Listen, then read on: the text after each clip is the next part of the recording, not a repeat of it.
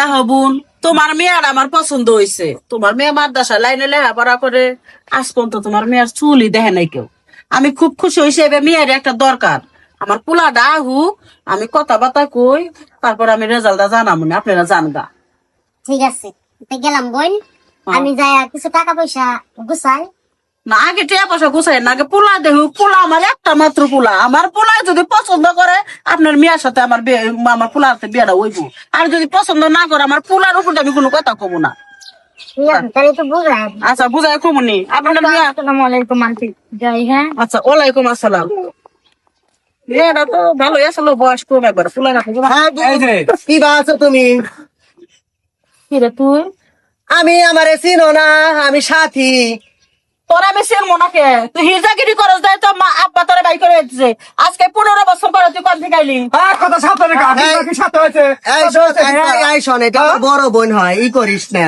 তোর বোন দেখে কিন্তু সার হবে না, কাপড় খুলে ছেড়ে দেবো। চিল্লাপাল্লা করিস না। এই কথা সাবধানে কই, আমার বাচ্চা এসে লাইন মতো কথা এই বলবা। যে শোন বু, শোন আমার কথা শোন। আব্বা মরছে, মা মরছে, এখন আমি আইছি আমার ওয়ারিশটা আমি বুঝাইয়া নিয়ে তারপরে যাম। তোর কারণে আমার মা স্ট্রোক করে মরছে। ওই স্ট্রোক করে মরা যায় আমার বাপে অসুস্থ অসুস্থ তিলে তিলে বুকা বুকা মরছে। যেই অরিষ্টরে দিব মরার আগে আমার আব্বা আমার সবকিছু লেগে তোর নামে লেখে দিলে তো কাম হবো না লবু। আমি যে তার ঔরজাত সন্তান, এটা কি হয় জানে না? একটু ভালো করে বোঝা, বোন আমি মামলা করমু, দরকার হইলে থানায় যামু, আইনের কাছে যামু, আদালতে যামু, যাই আমি হিজড়া হইলে কি হয়েছে আমার ওয়ারিশ। হিরজা গরিস কিসের রে? কে হিজড়া ওয়ারিশ নাই মানে কি কথা কসবু তুই? আমার বাপ আমারে জন্ম দিছে, আমার ওয়ারিশ আমি পামু না?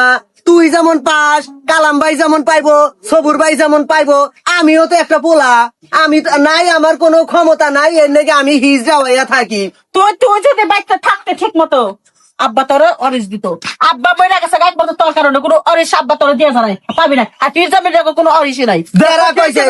কেরা কইছে? আমি এই কথা কবি না, এটা তুমি বোন আমার কি এটা আমার বান্ধবী। এই শোনবু, আমি কিন্তু ওয়ারিশ এই এমনি এমনি বাইর থেকে বাইর হয় নাই।